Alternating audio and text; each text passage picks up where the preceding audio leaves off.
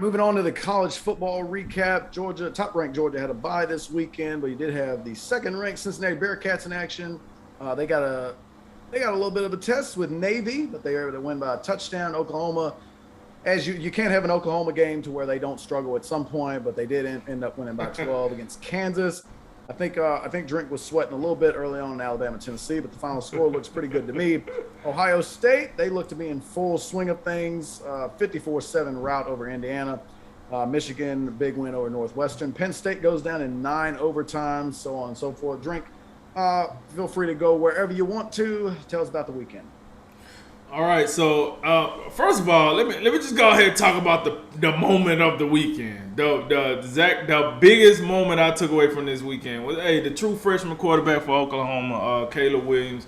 Listen, first of all, I'm with you. Oklahoma flopping around here with Kansas. Are you kidding me? And we ain't talking about basketball, folks. I don't know. Listen, 1-5. Here's where the hypocrisy, I think, of college football, right? So, Oklahoma is undefeated in the Big 12. Got it. But most people say, well, Oklahoma is better than Alabama because they're undefeated. And Alabama lost to an unranked team. Right? But then it's okay to be in a one-score game with a 1-5 Kansas in the fourth quarter because you win the game eventually. But Alabama played a team in Texas A&M and lost to them, which Texas A&M has looked like a totally different team since they beat Alabama.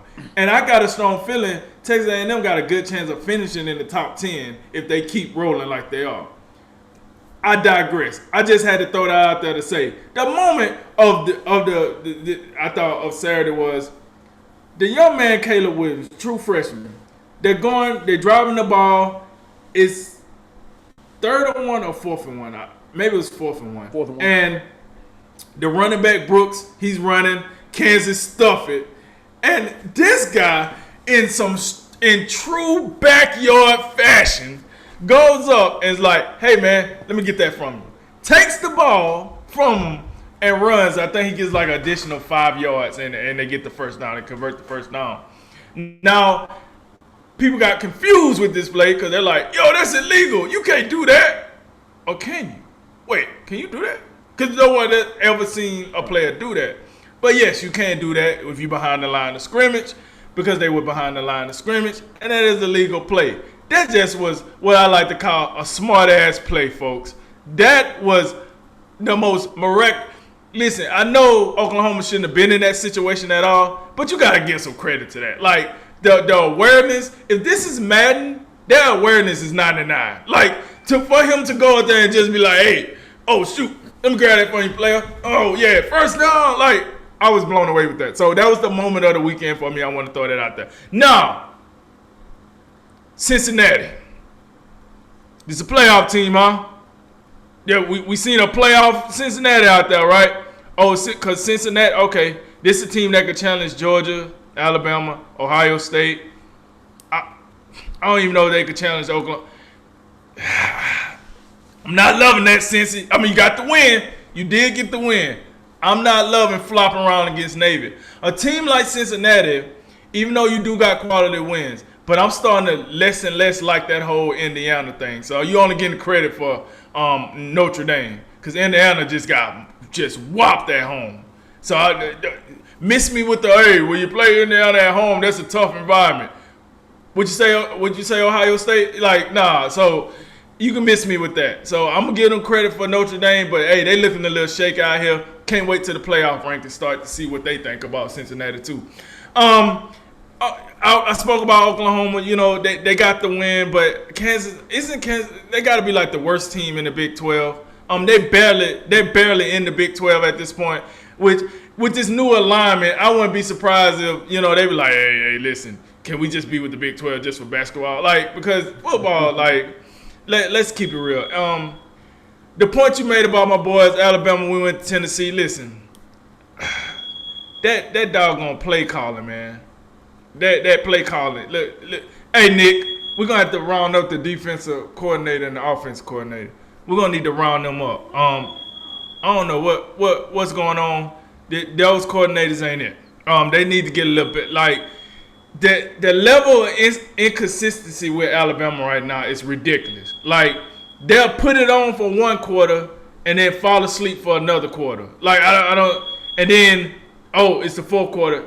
We might need to play. Oh, you got it, Bryce Young? Yeah. Hey, Will, you ready, Will? Let's get the defense ready. Boom, and then next thing you know, they win by 21 points, and the rest is history. So they got to get that consistent. They're not playing consistent ball. The difference between, to be honest with you, the difference between Georgia and the rest of the nation is up to this point, Georgia has been consistent.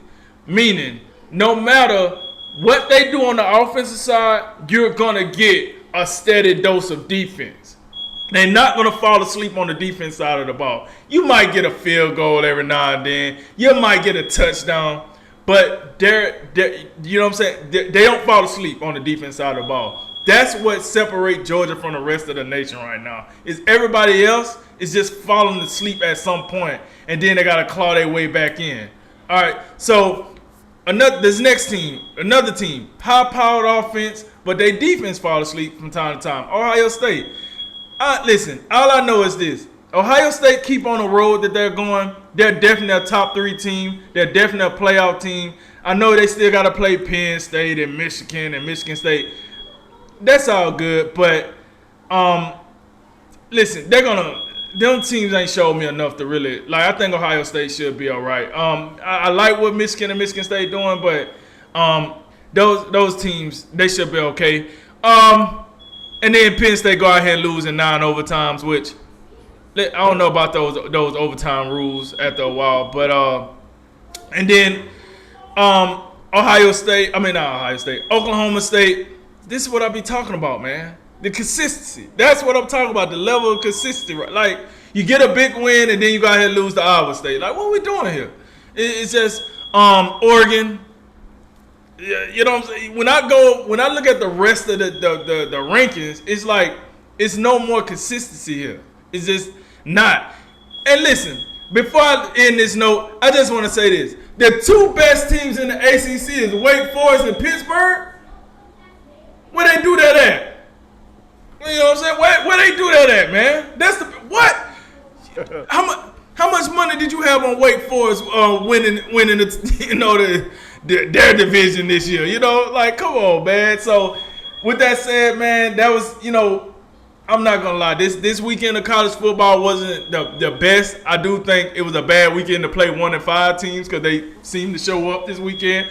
But next weekend we got the powerhouses come back. We got some good matchups. So we'll see. But that's what I seen with college football this weekend. Yeah, I think starting from the top, if you're Cincinnati, you feel like if you're Cincinnati, you need style points, and I think that's the first game this season to where you haven't felt great about them from a results standpoint. So, I understand where you are on Cincinnati with that type of performance, but the thing about it is, outside of Oklahoma, if they win out, they're going to be in the playoffs. That's just how it's going to go. But they haven't looked impressive. I still think at some point they could get, whether it's Iowa State, whether it's Oklahoma State, somebody might be able to trip them up. But I think the switch at quarterback, which, Caleb Williams, this is a guy, if Spencer Rattler is still quarterback in this team, I think they'd already have slipped up by now. I think they would have dropped the game. But Caleb Williams, he seems to have that it factor to where, he's nowhere near a Baker Mayfield or Kyler Murray. He's nowhere near that yet. But he is a guy, when I look at him, that can come out there and there's a different feel. It's like, man, we believe in this guy. I'm telling you, like Spencer Rattler, I'm not trying to dog him or anything, but that's just not a guy I look at. And he doesn't, I don't have a lot of confidence in that guy. Just, talk about body language and how it looks on the field. So, I think Lincoln Riley was a smart move. They still don't appear to be hitting on all cylinders. I mean, when you're in a close game in the fourth quarter with Kansas, I don't care what venue you're playing in, that is not a good sign. But Ohio State, definitely right now with Ohio State, the way they're playing, who'd have thought a couple of weeks ago, we thought we had a bunch of, big guns, out there shooting for it, whether it's Iowa, whether it's Penn State. And then, oh, and behold, 2 weeks later, both of those teams are down the drain in just all types of ways. Penn State is out of here at this point. They already rolled up 2 losses. Iowa, if Iowa won out, they could get in, but I don't have no confidence in that at this point. So, it comes down to, Ohio State, I think Michigan and Michigan State. The problem Ohio State is going to have is they got a gauntlet. They got a gauntlet coming up. They're going to have to play all 3 of those 3 teams. And when you've already dropped 1 game, even though I think it's Oregon, if you lose another game, then you run the risk of missing the Big Ten title game. You missed the Big Ten title game, I don't think you have a chance. But the 2 losses, we haven't seen a 2-loss team make it. So I think that's the part where it's concerning for me. That's going to be 3 games in probably about a month stretch that I think they got to win them all. And I think they're capable of winning them all, but we're going to find out about, Michigan and Michigan State coming up this weekend on Big Noon. We'll talk about that a little bit Saturday or Friday rather. But look, the Big Ten, it's just a feeling like, are they going to, is everyone going to beat up on each other so much that nobody gets in? If you got a 2-loss Big Ten champion, I'd have a hard time justifying, those guys getting in over undefeated Cincinnati. That's just where I'm at. So, the scenario I'm looking at right now is you've got Georgia. Georgia looks like they're going to be, in the SEC title game, and if they go in there undefeated, even if they lose the SEC title game, they're getting in. I'm looking at Bama. Bama would be the team that I would have challenging them. Oklahoma being undefeated the way they're playing. I think I just talked a little bit about Caleb Williams. I think if Spencer Rattler's running this team, they would no doubt slip up at some point and they would flop it away. But Caleb Williams, he's a guy who he inspires confidence. And I think guys believe in him. I think he brings, guys play with a different energy. And then like that 4th and 1 play, that's one of those things, I don't even know in film study, if I'm Lincoln Riley, I just be looking at him like, that was good, but we might have to stay away from that. Ain't nobody out here teaching it. That's a once in a lifetime play. Right. I really do think so. So, but yeah, look, but the reason why Cincinnati is still in play is because, we got just so many raggedy conferences out here. The ACC is just, God, they're a joke. Miss me with Wake Forest, miss me with Pittsburgh. Virginia, if they beat BYU next week, they're going to be in the top 25. Miss me with them. Miss me with all of them.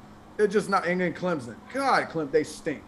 What is this offense that they out there running? I'm just all over the place right now. But, God, they are miserable to watch. They're miserable.